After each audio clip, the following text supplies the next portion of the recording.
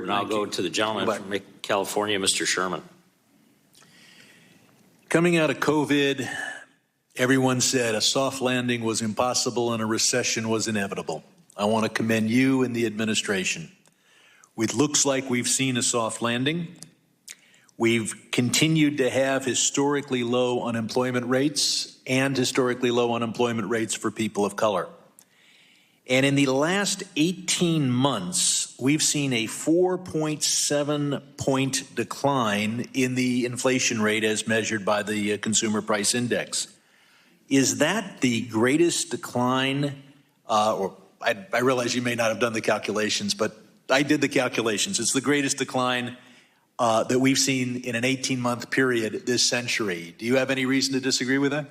I hope that's true, and I'm glad you said it because it's certainly a lot. I can't validate the statement, though. I'm sure you have a fine staff that will do the calculation, and hopefully we'll see the press release. When Secretary Yellen was here yesterday, I addressed an issue that both you and her should be concerned with. I've always opposed Operation Choke Point, where for political reasons, banks wouldn't provide or might not provide financial services.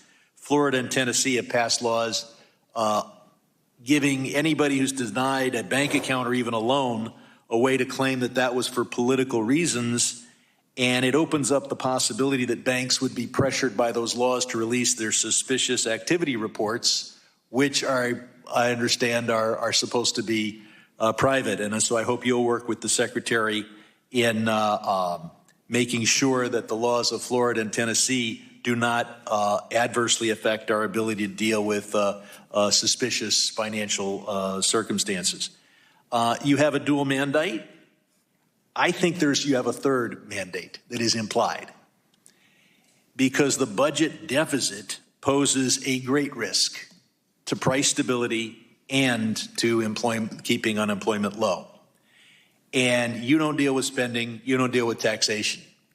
But in two ways, you dramatically affect the budget deficit. Federal government is the biggest borrower in the history of the world. Interest rates affect the forthcoming budget deficit.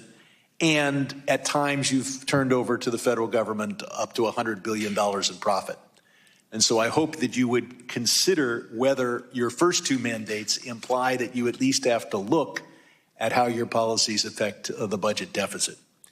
I hope that you will go with republication of Basel III and insist on that. I know you're dealing with two other regulators on that. A recent assessment by PricewaterhouseCoopers showed that the original proposal would lead to higher borrowing costs for small and medium-sized businesses.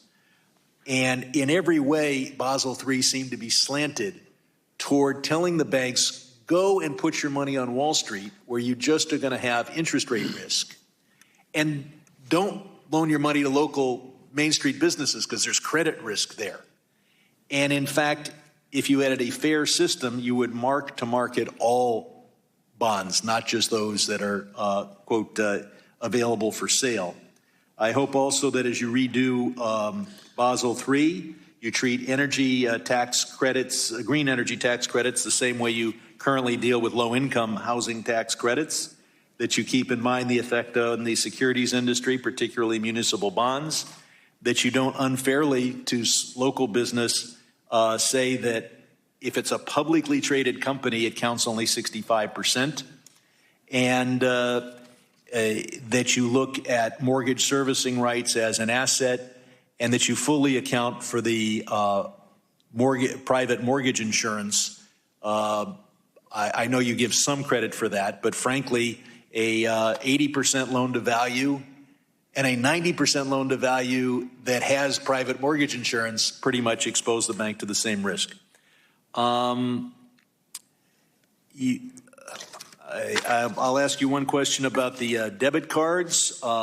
You're planning to provide only, I believe, a 0.3 cents additional charge for dealing with fraud prevention.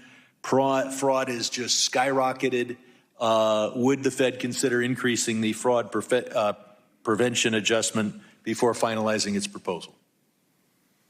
And that's part of the comments that we've received on the interchange rule, and it's something that's a concern that we're aware of, and we'll take that into consideration. I yield back.